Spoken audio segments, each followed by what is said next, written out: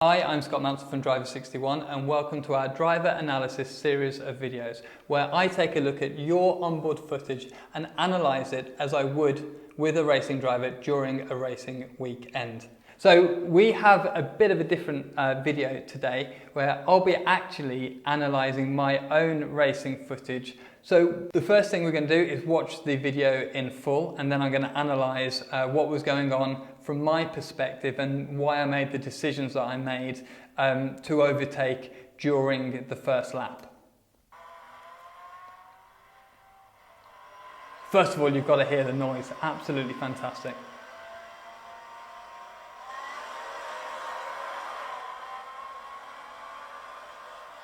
So coming down to the source, always difficult on the first lap, especially when you're not exactly sure about the conditions. This was a change of conditions for us from quali to the race. Eau Rouge, even bigger challenge the first time round. You can see that I feathered out of it a little bit because I want to try and get a good run on this car, but the guy in front was actually a little bit braver on the entry there than me, but I've got a good run coming out, so I got it all and managed to get on the throttle a little bit earlier than him. Go to the inside. The problem here is that there was a slightly dry line, so he's got more grip on that outside line and I'm on the wet part of the circuit. You can see he's having a wobble. Really close racing here. Oh, I ran out of room. And if the inputs look a little bit harsh at the moment, it's because they are, first of all. When you're going into conditions that you're not exactly sure about and you're racing, and the racing's nice and close like this, we might be jumping over the limit a little bit more unrefined than would be ideal. But of course we don't know how much grip is in each corner.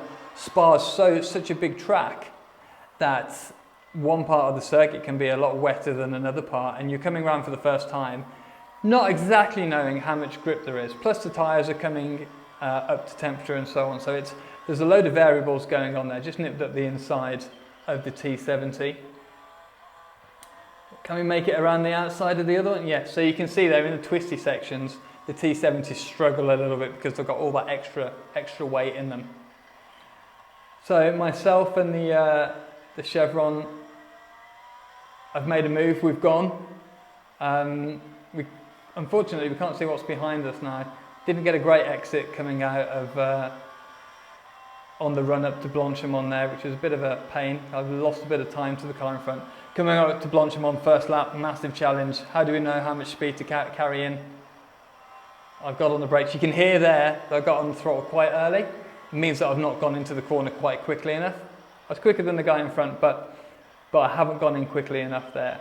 You see just that there's a bit of a drying line on the inside here. And so that's why we're staying on the dry line rather than maybe running around the outside of the rubber. So that's it for the first lap. I'm going to rewind now and go through each part of the overtaking and the wet part of the lap there, just to try and give you some information about how to approach the first lap, and also how to approach when you're going into new conditions, as in if it's raining or the conditions are changing throughout a race. As you can see here, this is a very challenging scenario in the fact that we've got a change of conditions, it's wet and there's lots of racing going on. Plus we're at Spa and it's super fast. So first of all, before we even get going, we had one green flag lap here at Spa, and it was in this moment that I'm looking around for everything. So first of all, we can see visually, not in this area of the circuit, but when we get into the braking areas and into the actual corners, you can see visually that the tarmac's a different colour and that there's a dry line there. So green flag lap, I'm making a mental note of where it's drier, where it might be a bit damp, where I think there's going to be more or less grip. As soon as there starts to be a dry line, we need to be driving on it. So you will have heard about the wet line and the dry line. The wet line is when we kind of go around the outside of the traditional line to stay off the rubber that builds up over a race weekend. But as soon as you start to see patches of dry tarmac, you need to get on that dry tarmac because it will always give you more grip than than being on the wet stuff. Fairly obvious. So here,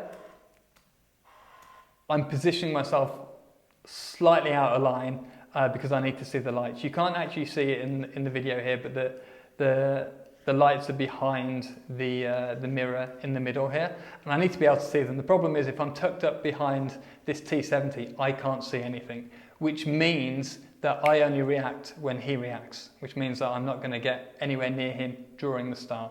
So if I can see the lights, at least I might be able to beat him with my reaction. Having said that, when I do get going, I get a load of wheel spin. You can see me fighting the car there. I got on the throttle and the grip was less than I expected. I expected the car to accept me getting on the throttle like that, and it didn't. So it kind of hindered my start a little bit. Now, around here you can see the T70 is getting away. It's difficult here. You're going into a very slow corner from a decent speed. You've got cars in front of you, so the problem is if I brake a little bit too late, I'm going straight into the back of that T70 there. Ideally, there'd be a bit of space for me to go into and I could brake a bit later. But the T70 came across, he moved across onto the normal line, and so I've had to kind of be a bit careful on the brakes. Now, being sensible here, I'm not just diving the car down to the apex on the inside of the source. When you're running the car around the outside here, and we see it in Formula 1 all the time, you don't want to bring the car onto the exact racing line, because if somebody locks up on the inside, which often happens, they overcook it and they run straight into you. So in terms of being sensible and kind of lasting the race, this isn't kind of semi-endurance race. It's two drivers. It's also not my car. It's two drivers and it's an hour long. So we want to just make sure that we get around the first corner without any contact. You can see actually here, you can't see it from the camera, but two cars did make contact on the inside of me. So it was lucky that I didn't cut back onto the apex. Now I've got a good exit coming out of there. That car's run wide. And I've got a good run on the car in front of me coming down towards Eau Rouge and Raidillon. Now, the momentum there could have taken me past that car, or at least got up to the inside of him, you know, maybe halfway along. But we're heading into Eau Rouge for the first time. It might be that the car in front doesn't see me and just chops down, which case we could have an incident. But not more importantly, but what's more likely to happen is that I would just slow myself down too much and then get a really bad exit coming out of Eau Rouge. It's uphill. If you're not carrying the momentum up there, you're going to lose out down the straight. I've just overtaken a T70 behind me, so I need to be sure that I'm getting a really good run out of Raidillon and down the Kemmel Straight, because that T70 has got more power and a higher top speed. So I'm kind of protecting myself from that. And it could be that what I need to do here is focus on getting a good run out of Raidillon, and then I can get past this chevron in front of me. I backed out of it a little bit here, but now I'm going to get on the throttle, hopefully a bit earlier than this car. You can see that I'm catching him up on the exit. So I went in a bit slower, but I've managed to carry the speed up the hill and get a good run on him in the toe. They tried to block me, but not quite enough. Now the issue here is, you can see that I'm looking across to the left-hand side. You can see that I looked across a couple of times here. Look at how close he is to me on the left. He's moved up towards, he's trying to move me actually down the track here, because he's a good driver and he knows that you can see here that there's a dry line on the outside of the track, and here it's wet. So he knows that if he pins me down onto the wet part of the track, I'm going to have to brake earlier than him. He's on the outside, he's where the dry line is. I'm on the wet stuff, and I'm going to have to brake earlier. So he's pinning me down, he won't let me back up, he's just sat alongside me at the moment, and now you can see him come into display. So to be fair to this guy, he's done a really good job, kept me pinned down there on the wet stuff, and you know, I picked my braking spot good, pick it well, but I'm just going to have to go slower through here. The issue is when you're alongside like this, now I'm in a fairly risky position, or actually from all the way back here, because if I lock a brake or if I just go in too quick, I'm going to cause contact and drive into the side of this driver. As it happens, he's having a wobble. I'm right on the limit there. You can see me actually fighting the wheel here. See, I've got some oversteer just at this moment. So I've actually gauged it really well going into there. And that's pretty much the best that we can expect. Going into the second part of Lacombe now, normally the line is to only come out to probably the middle of the road before we then go into the next right-hander. So I'm positioned here hoping that this car in front of me is just going to go to the middle of the road and I can get on the throttle early and nip up the inside. But his ahead of that, he's blocked me off there.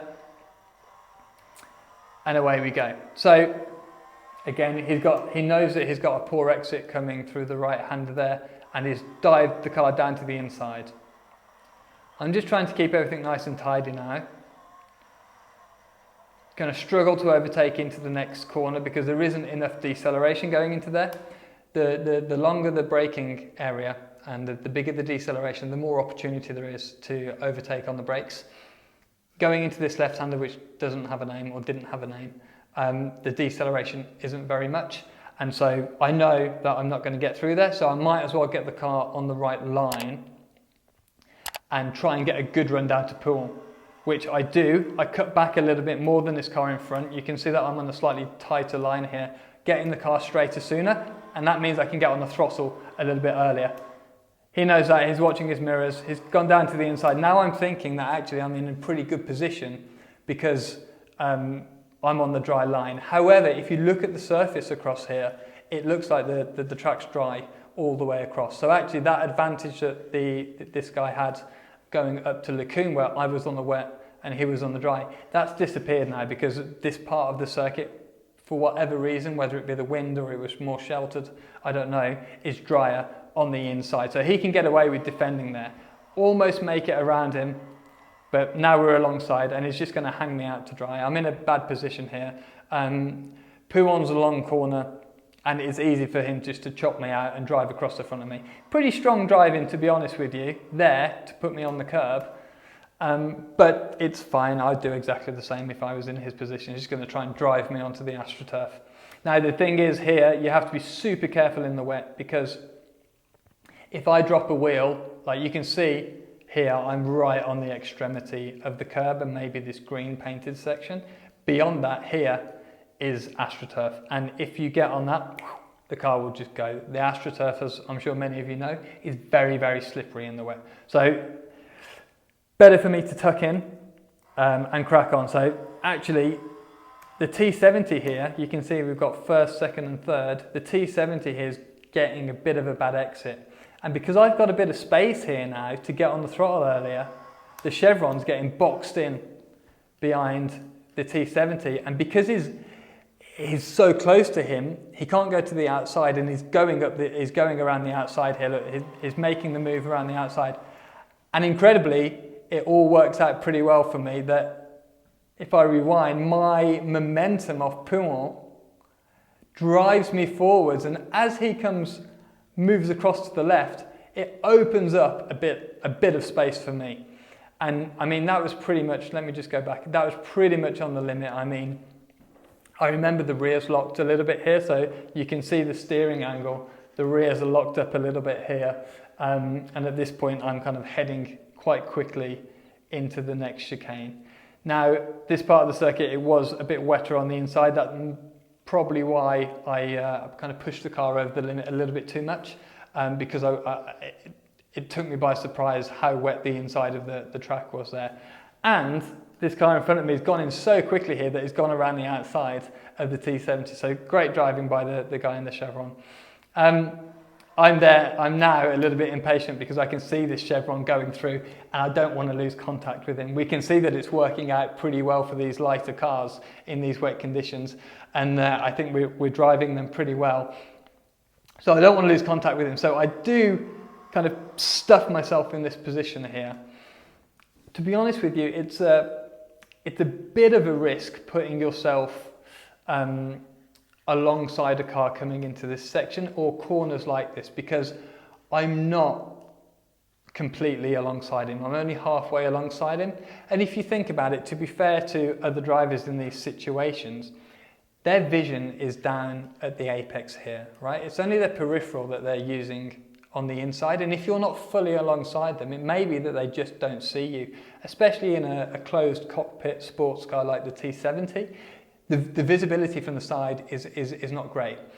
I was just counting on this driver actually not carrying that much speed in, and I kind of launch myself forwards a little bit to get in front so that he can see me at the earliest possibility. If I didn't kind of drive myself quickly into this apex, then he might not have seen me and he could have easily just driven across. So that was a little bit of a risk, but luckily it's paid off.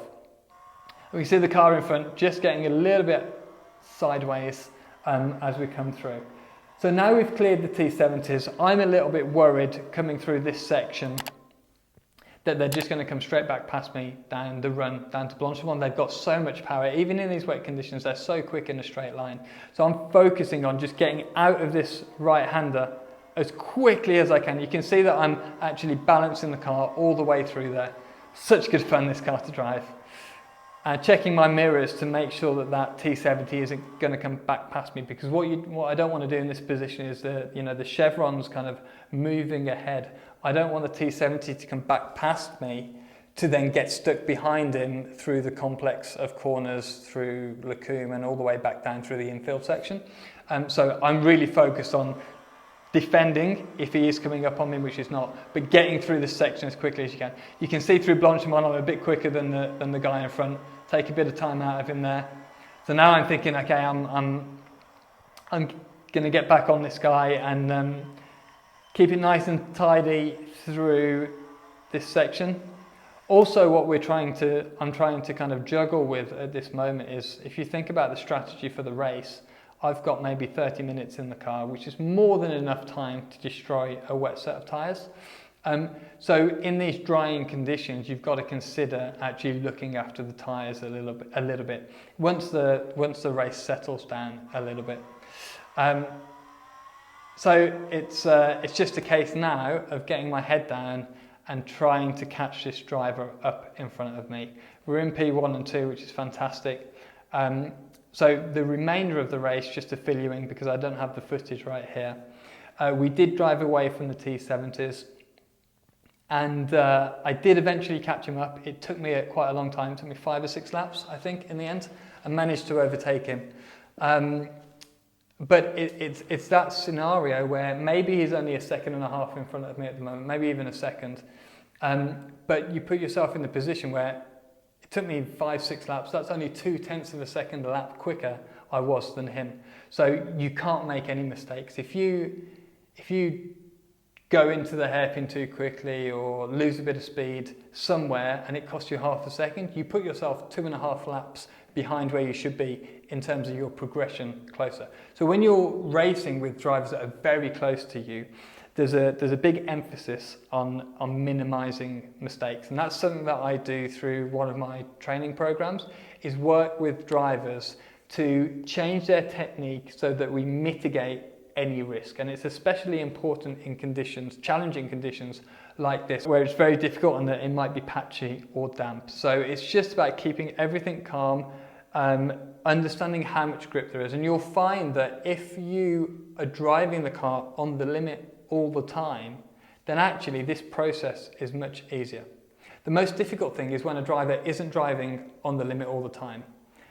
Because they lose communication with the limit. They're not touching it all the time, and so they don't exactly know where the limit is. So the first step that I try to do with my drivers is to get them to the limit and get them just over the limit, just under the limit, just over the limit, communicating with it so they understand where that is. And there's a whole section on actually manipulating your inputs to generate more grip. But the communication with the limit is the first point. When you do that, you get much more information about how much grip there is from the car and from the circuit, and then that breeds confidence in terms of actually pushing harder. And when the conditions are changing like this, so the circuit will be drying and drying and drying, it's important to be communicating with the limit all the time, because the conditions are changing, the grip is variable, it's increasing. And so if you If you just stay at the same speed, but the circuit's getting quicker, you'll get further and further away from the optimum lap time. Whereas if you stay communicating with the limit, you can kind of follow it up as the grip increases from the circuit.